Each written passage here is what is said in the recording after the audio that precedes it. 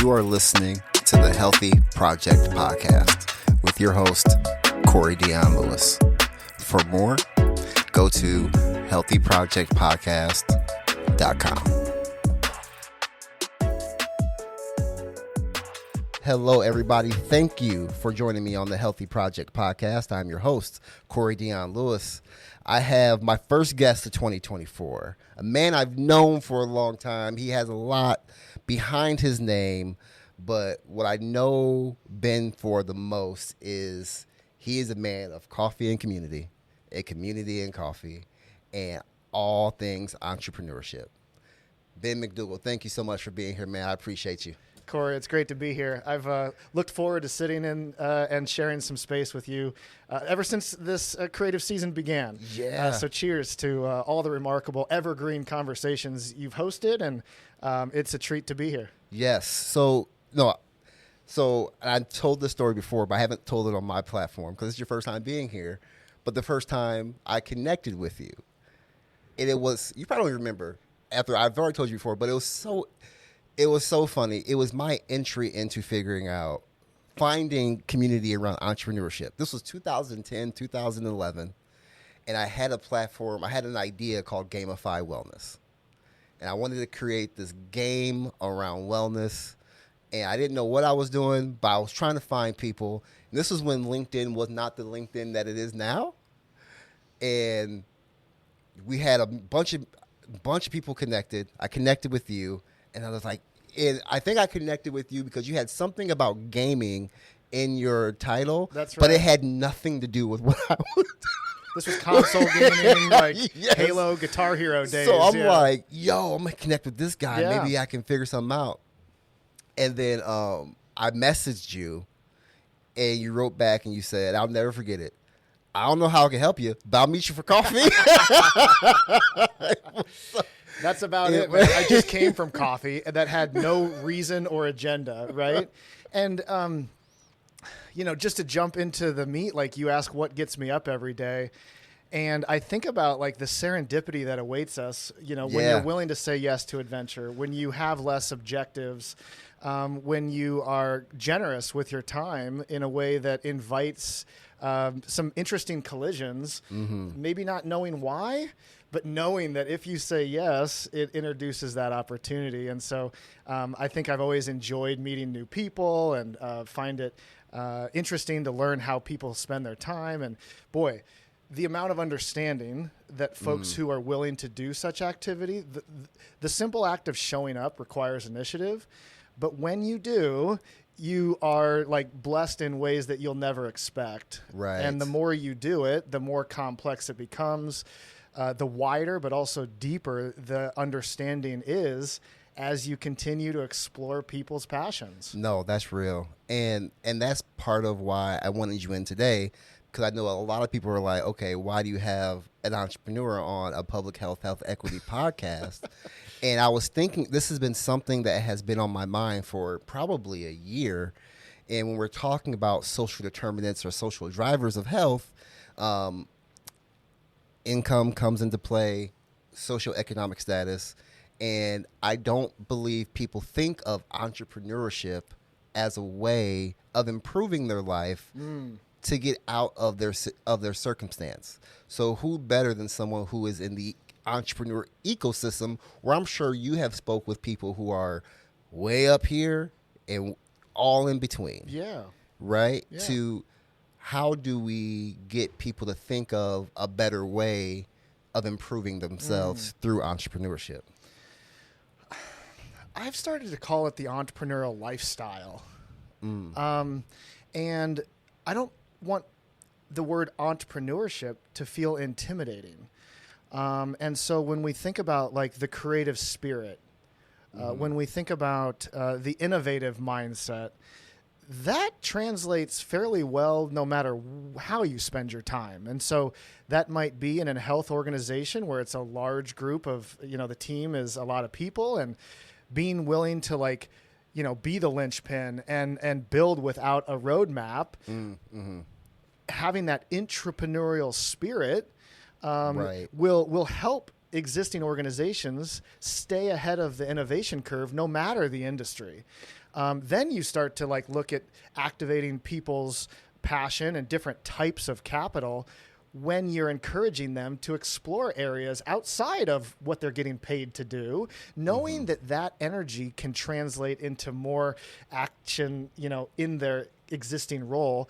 And then you also have folks who decide to build their own company and maybe turn the side hustle into a full-time effort. And over time, maybe there's the stability of financial capital that emerges, and they're able to build their own team, right? But stay connected to those that opened the doors or created some paths that allowed them to get creative in their own way. I'll jump to a fun paradox. Do you think everyone has a I'm sorry, I jumped to my answer. Do you think everyone has an entrepreneurial spirit? I feel like everybody has. Yeah, I do.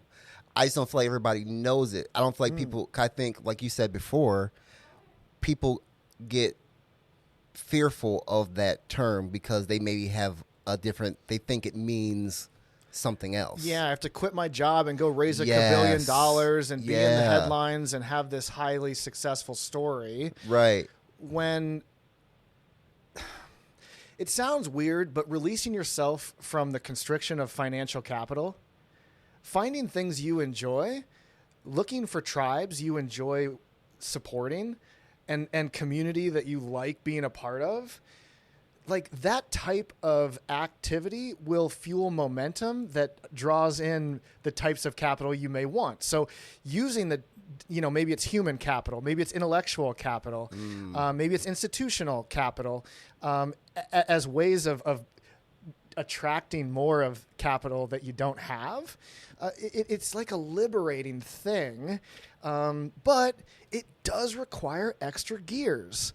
You have to work when someone else doesn't. And so, it's kind of a joke, but you have to play 80 hours to avoid working 40. Bar. And the lady making cakes and selling them on the side is an entrepreneur.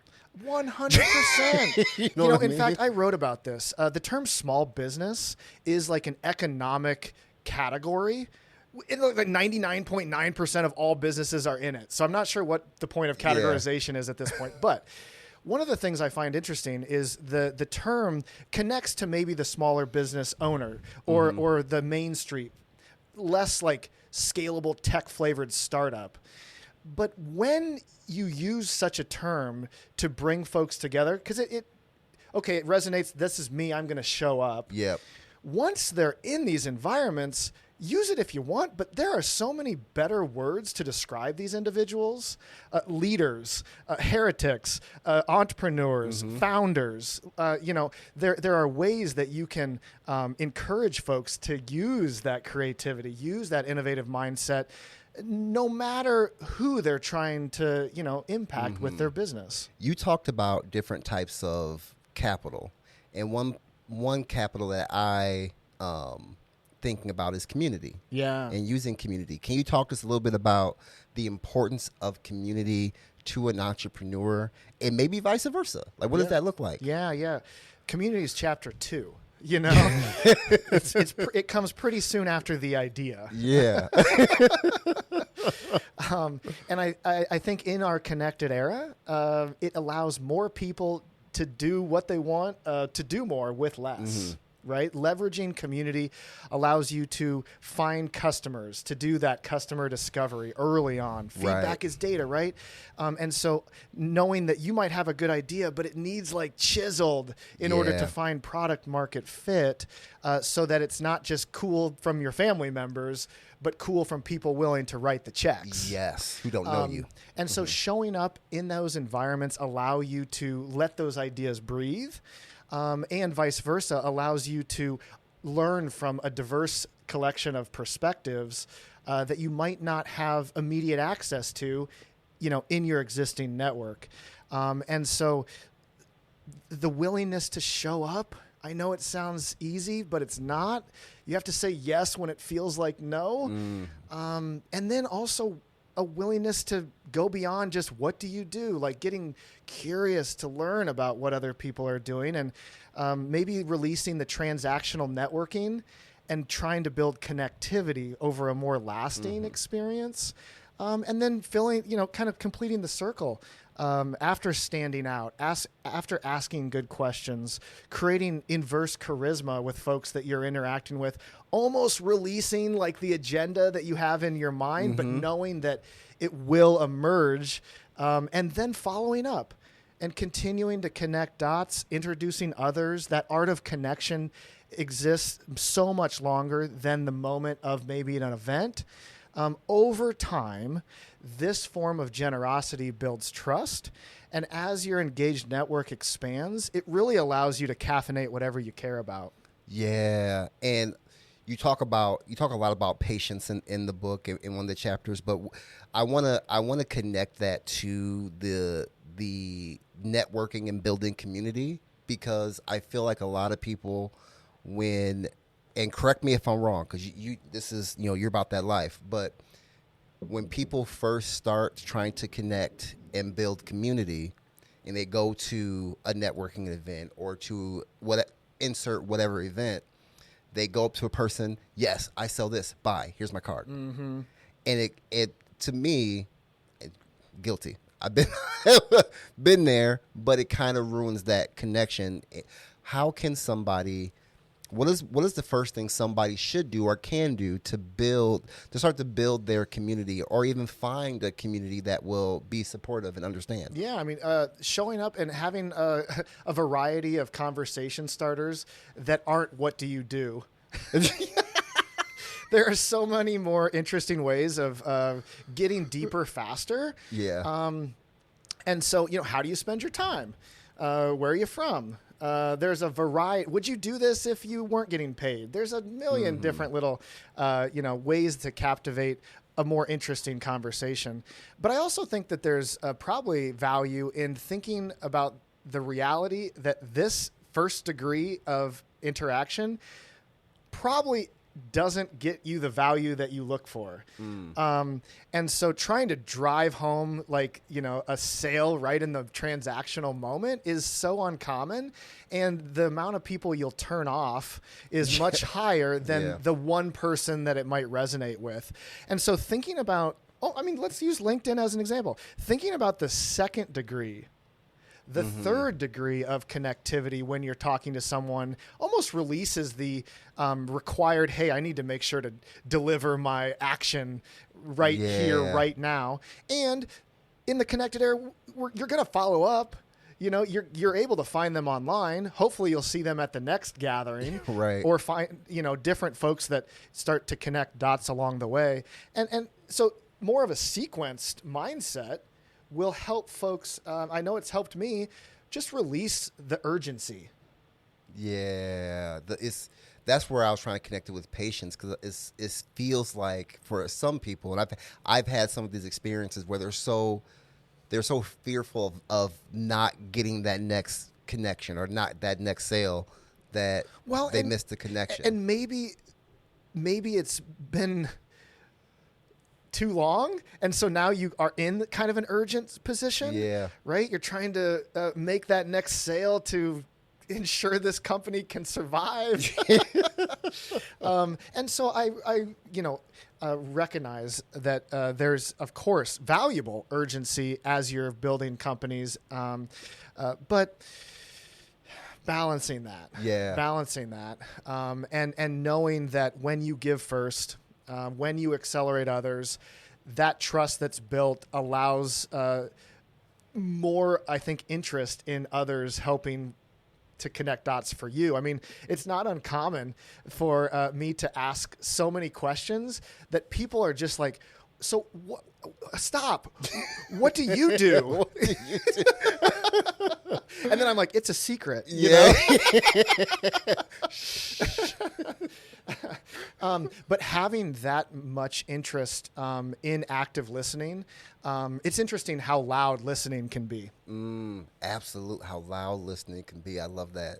Talk about when you first started your entrepreneurial journey and how hard it was to get into it, how easy it was compared to now that we are so connected. There are a lot more platforms and software that people can utilize for free. You know what I mean? Like, what's the difference between now and someone then and someone trying to start their entrepreneurial journey now? So I'm part of the NES generation, right? This group that grew up before the internet, but was at an interesting time when it arrived, and was able to leverage technology and now see the world post-internet. Right. And so I think the biggest difference is that, we are all weird. And being able to connect the most like viable audience is much smaller than trying to build a global brand or a national brand using a single medium of one TV or radio channel that used to exist back in the day. Right. And so I also think that is liberating, because it means that if you can find 1,000 true fans, you can have a sustainable business. You might not be buying islands, right. But it might be an interesting complement to other activities that also might have some financial stabilizations. And now you're able to explore areas that you're passionate about. And I like to use the word diversified career portfolio. There are more people doing more things without diluting themselves to mediocrity. And so keeping your eye on personal bandwidth as you say yes to something while saying no to other things. Right.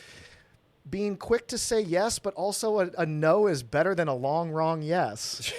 Yeah. And so having kind of that experimentation, a willingness to explore a new creative season, right? Versus feeling the weight of a new venture, a new company, a new project. Like, I'm just going to say yes to this. Here are some milestones that I can personally reflect on to determine if this is a good use of my time, and almost being willing to lead in a way that this might not work. Those are some of the capabilities that we now have that might not been as available in the industrial age. And so I just think entrepreneurship, exploring your side hustle, being an intrapreneur, perpetual learning is so much more available in our modern times that I would go as far as saying I feel bad for people that don't explore some form of entrepreneurial venture. Yeah, I want to get to some selfishness. I talked about this before. Well, I like how curved up those pages are, my friend, and you showed me some of the highlights. So first and foremost, thank you for spending some time with me. Yeah. So you don't need this book. Before I kind of talk about some of the things I want to talk about, because they do resonate with me, but I think they will resonate with that person who's like, I'm not happy with where I'm at. I'm not sad with where I'm at, but I want to start something else. And that's kind of how it started with me. I had this energy for wanting to build, and I found it. And I would do this for free forever if I could, but I'm blessed to be able to, make a little bit of change off of it as a side hustle. Sure. But there are a lot of people that are afraid of the side hustle, whatever the case, whatever it is. But I really want to talk about some of this side hustle stuff, man, because I need more in-depth answers. Come on, my 202 pages wasn't enough. Dude, I've been a side hustler most of my career, but I didn't know it was called that, right? When I grew up, we were getting expensive pieces of paper to build someone else's dream. Entrepreneurship was not a word. Startup wasn't a word. Like, it wasn't nourished in the way education invites students to explore it right now. And so I love that. I'm envious of students that are coming up these days. But it was a way of like accessing the side doors of areas I was curious about, but might not have had the bandwidth, capability, or understanding to go full time. My example was I went and got a computer science degree to build video games. I went to California, looked at what it was going to be. If everyone's seen Grandma's Boy, that would have been me, like bottom of the totem pole, like 4 jobs in an expensive environment.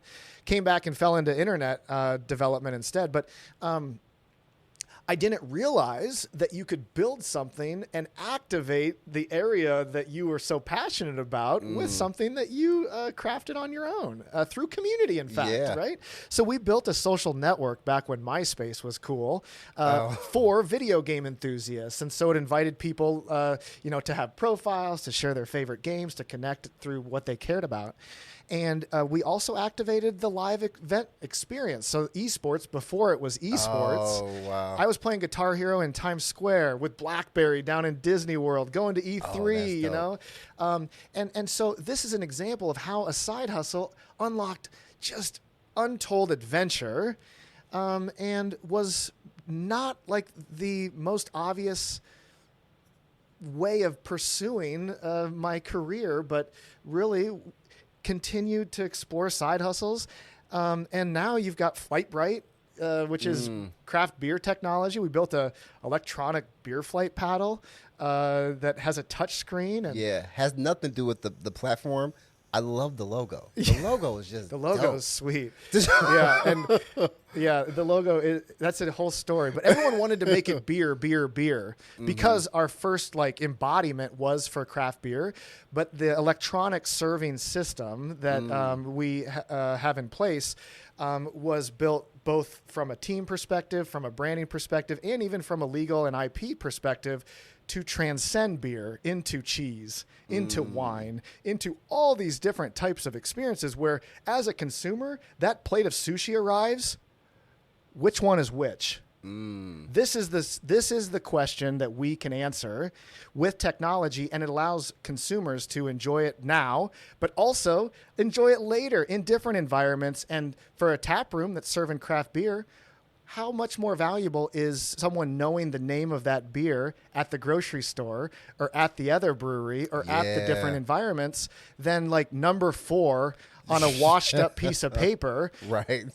So that was an interesting path that we pursued. Now we have a craft or a beer festival app as well. And Flight Bright is another side hustle that has a full story connected to it. Wow. And so I think the Side Hustle chapter means a lot to me because it's the way that I think I was most hands-on introduced to entrepreneurship. Yes. So there's a part in here where you say winners quit all the time. They just quit the right things at the right time. 100%.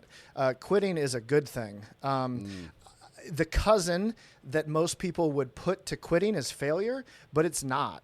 You either learn or succeed. And if you're able to find things that are lasting proper yeses, then great. But as I mentioned earlier, a quick proper no is so much more valuable than a long, protracted, incorrect yes. And community, customer discovery, those types of collisions help you get out of your own bubble and recognize that this might be a no or might be a pivot. It might just need to evolve. Usually the original idea is not the one that captures product market fit. Yeah, and I feel like with community, they can tell you in a way, if you foster the safe and positive community, they can tell you no in a way that's not going to make you feel any type of way. You may feel butthurt about it because your baby's ugly. It's your baby. But they can say, your baby is not pretty. Right. And being conscious of that as you're providing that feedback, right? Yeah. Appreciate the initiative. Here's some feedback from my experiential wisdom, and remembering that feedback is data. So one person's perspective, that feedback is valuable, but it should be taken with a grain of salt. The more feedback you collect, the better decision-making you will have. Do you feel like people stop before they need to because they didn't get enough feedback? 100%. Like maybe they asked one person, they said, "Oh, I don't like it," and then they said, "Okay, never mind." Oh, and in contrast, someone says, "Great idea, perfect, I'm going to build it." That's all I needed, just one more person. Just one more person. Yeah, I mean, I would suggest that customer discovery is ongoing, and so being willing to invite those collisions, and also sharing those back with folks who are just as passionate about what they're building as you are with yours. I think that's another huge value when you think about interacting with community. And honestly, customer discovery is the work. And it always is. There's other things that emerge as the journey continues. Right. So there's another one here I want to talk about really quickly, and it's about patience. And you said the luxury of not needing to make money can lead to crippling procrastination. Indeed. Woo. Yeah. It's bar. I wish I had sound effects right now. It is a privilege to be in such a state where you're exploring commercialization of an idea, and it might not need to work in order for you to feed your family. That is something that I've appreciated in working alongside of my co-founders with Flightbright. We'll stick with that example. It was a hobby that paid. We continued to build it. When we got together, this was fun for me, playing pinball and talking about a business along the way. And so I'm thankful for that, but it also doesn't have to work. And so we can just wait till next week. We can just not do that until it gets done. And so it is very easy to slip into a very procrastinated culture. And once that really goes that far, it's hard to activate urgency again. And so one way to ensure that if you're working on a team is to be getting that elephant in the room and talking about, okay, we're eager now. What happens if one of us feels a little less interested in building on the timeline of now, Right. And that will happen. And so knowing that you need to have flexibility, this is not a race, it's a dance, but people are going to dance at a different pace, even when it might have started in sync. And having transparency is a good way of maintaining culture and maintaining a team vibe that will evolve, but can evolve even if people go different directions, still in a similar direction. Right. What about that solo entrepreneur that lone wolves can do a lot? Yeah, that's doing the side hustle, doesn't same scenario, doesn't need it, but they don't have that other person to bounce off of. It's just them. What is something for someone like that to stay focused in it and engaged as much as possible? Yeah, I mean, you have to be all of the superpowers. Yes. Instead of potentially having the exponential capabilities of more superpowers in the team. And so that said, you can get a long ways as a lone wolf if you're willing to turn more gears and continue the initiative of showing up, activating and leveraging community. And I've done it in a variety of different creative seasons, and I celebrate the lone wolf. I think side hustles and lone wolves are common. And it's interesting because most folks who explore a side hustle or maybe pursuing a lone wolf kind of environment are envious of those who have burnt the ship and are gone all in, or are building a team, or raised $1 billion, or sitting in the headline. This it creates a sense of envy for folks, but know that other folks are envious of your flexibility, your nimble nature. Maybe you have stability of a full-time job. Must be nice to have health insurance, right? Exactly. So don't get lost by the headline trap, and being patient, knowing you'll have to do more, and maybe thinking honestly about what you're good at, but maybe what you're not. And as you're in the community environments, creating connection, maybe there's someone else who could be doing something very different, but you groove, you have good times. The type of mindsets are shared, but also not cloned. Maybe that co-founder emerges. Maybe that new team member emerges over time versus maybe the rushing into a bad idea because I think I need to have a second person or that third person in order to feel a sense of legitimacy. Right. What do you feel? Thank you for that, because those that was great. There's so many more highlights, but I'm gonna be mindful of your time. Whatever. This is 3 hours. But I want to know more. And you probably answered this question for me before, but I want to know more about your connection to this book. What was it about this book that made you say, I have to write this? The potential regret of not synthesizing. My understanding as from like my own experiences, but perhaps more importantly, what I've learned from others. I've been having coffee at 1 million cups every Wednesday for over 10 years. As an entrepreneur, I've been active in all the other, ecosystem activities for so long. And with my current position inside the Kauffman Foundation as the regional rep for 1 million cups, I'm helping to support teams of organizers in rural, medium, and large entrepreneurial ecosystems across the country. That type of cosmic mosaic of collision is what gives me a lot of confidence in the fact that the entrepreneurial lifestyle is never A to Z and is never the same for anyone. Right. But there are some frameworks, there are some, different things that are important along the way. And being able to pack that in for first-time founders while creating enough wisdom and depth for maybe more of a veteran entrepreneur. I knew I could do it, and I was thankful that I was able to release that potential regret by synthesizing this, even if it was just for my little startup that pays in love. Pays in love. I love it. For somebody that is listening, that wants to, they're like, hey, I'm ready, Ben. I got the idea. Let's go. I got the passion. Yeah. Where do I start? Who do I talk to? What should be their first step, their next step?